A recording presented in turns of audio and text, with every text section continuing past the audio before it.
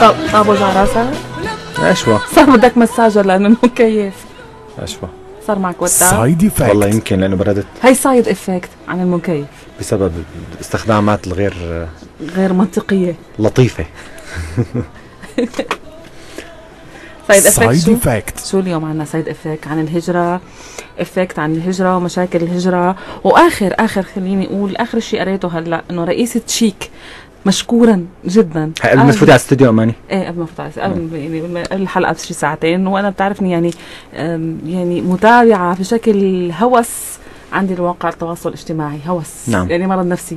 المهم بدنا نحكي صحيح عن الامراض النفسية اللي صارت كتير مرتفعة، والشعب السوري تقريبا الحلقة الجاية نسبته كتير عالية، صار محتاج لأطباء نفسيين ودورات الدعم النفسي. دورات الدعم النفسي، يعني دورة أسبوع أسبوعين شو حتعمل معك؟ دعم شو حتعمل؟ ما حتعمل. طيب نرجع لموضوع رئيسة شيك. قال إنه يعني السوريين للأسف ليسوا بحاجة إلى الهجرة. اللي معه آيفون وعم يهاجر هذا أكيد إنسان غني ومقتدر، ونحن ما بدنا الأغنياء. هي أولا. ثانيا هن عم يستغلوا أطفالهم ليكونوا واجهة. دخلك أماني اللي معه همر بيحق له يهاجر؟ انت فورا بيعطوك الفيزا والجنسيه. الحمد لله. المهم انه عم يعملوا لاطفالهم انه هن مجرد يعني شو بيسموها يعني واجهه لحتى يقدروا يحصلوا على اللجوء. عم يغامروا اولادهم بالبحر. لكن الشيء المزعج جدا لما حكى انه النساء المحجبات حرمونا انه نتمتع بجمالهم، وهذا الشيء كتير كان مزعج. يعني مو من حقه هو او من حق اي شخص يحكي بهالطريقه هاي. يعني امراه محجبه اكيد يعني هي حريه شخصيه، وهذا الزلمه بيحب إيه بس مو جاي لعندك حتى تشوف جمالها. بس تنويه الموبايل همر مو السياره همر. ما نروح ناس تفكر موبايلي همر مو ايفون. الحقيقه كثير كان هالاسبوع هذا يعني امور كثيره يعني صارت بالنسبه لموضوع اللجوء. في بعض الدول هددت انه تسكر حدودها، في بعض الدول قالت انه لا بدي افتح الحدود بشكل موسع اكثر، في بعض الدول ساعدت انه اللاجئين انه موضوع السكن، موضوع المعاش. في بعض الدول سفرت. هلا عم يقولوا انه الالبان، المغاربه، اللبنانيه، المصريين يتم تسفيرهم، العراقيين لحد هلا في مشاورات. بس اللي ما توافق على طلبات لجوءهم اماني، يعني مو الكل. امبارح للاسف كان في غرق لاربع مراكب، كان في حاله وفيات للاطفال. المشكله كبيره انه عم يحذروا شيء كتير كبير بكل المواقع. يعني ما بعرف انا كيف واحد بيغامر باطفاله بدون ما يفتح هيك صفحه على الفيس. يعني هن معروف انه هنيك كلياتهم بيقدروا صفحات الفيس، او يسال او يحكي او يشوف. يعني انه انا ما بيهمني غير انا اوصل سواء انا خسرت اولادي ولا لا. هاي الفكره. عم يغامر باطفاله. غرق كتير امبارح اطفال للاسف. تم انقاذ البعض والبعض الله يرحمهم. يعني لوين رايحين اماني؟ لما بتسمعي انه بيقولوا لك بالاعلام اللبناني او الصحف اللبناني من التابعيه السوريه جريمه مروعه. لا يحق لك، ممنوع لانه اماني يعني لما صرنا نسمع اخبار السوريين برا صراحه شيء بحزن. يعني ولو انه في وجوه مشرقه يعني سافرت من زمان وعملت ابداعات بالغرب، بس كان في جريمه مروعه كتير بلبنان من كم يوم. يعني الصحف والتلفزيونات ووسائل التواصل الاجتماعي كتير حكوا سلطوا الموضوع هو فعلا جريمه يعني تستحق تسليط الضوء عليها. بس مو لانه لاجئ ولا انه مهاجر ولا لانه ترك بلده هو ارتكب هالجريمه، ولا اخلاقيا هي عملت هالشيء لانه تركت بلدها. هي اخلاقيا غير صالحه سواء كانت ببلدها ولا غير بلدها. يعني ما بعرف ليش انا عم يصوروا دائما اللاجئ والمهاجر. كان العنوان اماني بهيك اسلوب. المهم كان العنوان جريمه مروعه في بلده دارب عشتار قضاء الكوره أودت بحياة الزوجة 20 عاما وابن الزوج 22 عام وهم من التابعية السورية.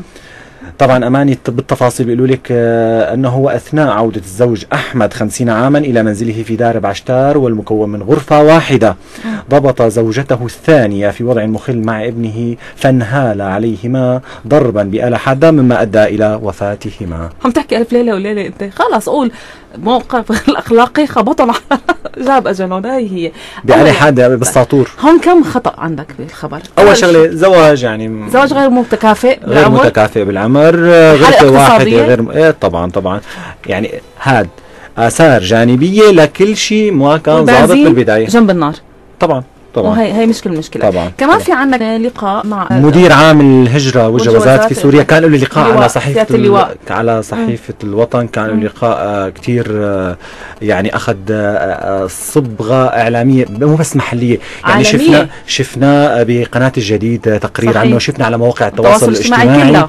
بصراحة جريدة الوطن أخذت يعني اللقاء كان مفصل على جريدة الوطن، ولكن تم اجتزاؤه بباقي المحطات والصحف العالمية. ركزوا أكثر شيء على العائدات، على الإيرادات. فعلا أماني حققت جوازات سفر من الخارج حققت إيرادات حوالي $500 مليار. يعني كمان ركزت على نقطه كثير مهمه، انه موضوع تزوير الجواز السوري. هلا بيقول لك عم ينشرى باليورو وبالاف الدولارات الجواز السوري مشان مشكله الهجره. عم يصير في تزوير. قالوا هلا في تواصل مع عدد من الدول الغربيه للتاكد اذا كان هذا الجواز نظامي ولا لا. نعم اماني، من زمان احنا اذا بتذكري حكينا على صفحه حب ابنهم قبل ما نبلش بالبرنامج انه في تواصل بين السلطات في دول غربيه عده عم تحاول تتواصل مع السلطات السوريه. وانت بتعرفي الغرب قديش شحن اعلاميا انه هي سلطه غير شرعيه والى اخره، ولكن اضطر في النهايه انه يتعامل معها كسلطه رسميه لحتى يضبط حركة المهاجرين أو يحاول يعرف خلفية هدول المهاجرين من خلال إصدار وثائق رسمية. يعني حتى الآن الدول الغربية رغم كل الحكي اللي حكته بالبداية ومؤتمرات أصدقاء سوريا والمعارضة إلى آخره، اضطرت بالنهاية أن الوثائق الرسمية اللي بتصدر عن السلطات السورية هون وعن الحكومة السورية هون هي الوثائق الحقيقية، حتى الشهادات، حتى الشهادات وحتى أي شيء. صح. وكان في يعني دعا سيادة اللواء خميس انه كل المهاجرين السوريين اللي هاجروا بطرق غير شرعيه انه العوده كانت دعوه جدا دعوه جيده. وانا بشوف انه كل شيء كان حابب يرجع. ما بنعرف قديش نسبه الناس اللي حابه ترجع، ولكن في ناس ما توفقت بالهجره او في ناس كان حاسه انه ظروفها هون كانت افضل، اللي فعلا انه اللي طلع بطريقه غير شرعيه ما راح يتعرض لاي ملاحقه، وهذا شيء جيد انا برايي. هلا في احد الاشخاص قام بدراسه عن مواقع التواصل الاجتماعي انه قديش من الراغبين من المهاجرين اللي طلعوا برات البلد يرجعوا. كان بيودي انه يكون معنا على الهواء، لكن هو لظروفه انه حب انه ما يكون يعني على هوا معنا. قال 80% تقريبا من المهاجرين واللاجئين حابين يرجعوا على البلد. يعني المسميات كثيره، مهاجر ولاجئ، يعني عن جد يعني السوريين بيستاهلوا يرجعوا لبلدهم، بيستاهلوا يكونوا بيناتنا، بيستاهلوا افضل العيش يعني بغض النظر كان ضمن البلد او خارج البلد. ان شاء الله نرجع مثل وان شاء الله ترجع البلد مثل ما كانت ويرجعوا كل السوريين على سوريا، أو بلد الخير وبلد الخير وبلد المحبة وبلد السلام إن شاء الله يا رب. والسلام ختام على جميع مستمعينا، وما حدا يكون زعل منها. هي بالنهاية مجرد حبة عيار خفيف. هلا أنت أخذت عيار 500، لا أنت أخذت عيار 100. هلا عيار 100 هي ما عم اقول ليش ما اثرت على يعني لسه راسي عم يوجعني. ما انت من الصبح يعني ما حترتاح. ما سمعنا غنية شربل، وهي هدية مني لرفيقتي رغداء حسن اللي اختارت هالغنية. بتحية لنا الزميلة الغالية. لا تحية لرغداء وزوجها كل زملائنا بالعمل في جميع ميادين العمل. على فكرة لازم نعمل الحلقة عن مواقع التواصل الاجتماعي وقديش لها تأثير، ونحكي عن الكتاب السوريين اللي هيك كتبوا بمواقع التواصل وعملوا صفحات اللي ما قعدوا على كراسي، وما بيحبوا على فكرة للأسف. ما بيحبوا يقعدوا على كرسي، وبيرفضوا انه يكونوا هيك تابعين لجهة معينة، ورفضوا حبوا يكونوا حرية الكلمة كتير مهمة. ان شاء الله المشكلة انه عم يتصدر المشهد كتاتيب كتاب مكاتيب. وليش والتغيير ختام حلقتنا لليوم. كل التحيات من فهد وأماني، وبالإخراج معنا مها، وشكرا مستمعينا على إصغائكم. وما تنسوا صفحة حبة قبل النوم، تابعونا على الصفحة. ايه تابعوه ليل نهار، تابعونا على الصفحة. أنا وأماني تابعونا على الصفحة. نحن دائما معكم على الصفحة. تحياتي. شكاويكم، هواجسكم، أي شيء بتحبوا تطرحوه على الصفحة، على الخاص وعلى العام، نحن جاهزين. يوم الخميس الساعة 6 بتجدد موعدنا معكم. إلى اللقاء. يلي عم تاكل عم تشرب بأي مطعم كنت، من دقلك من غنيلك ونسهر نحن وإنت.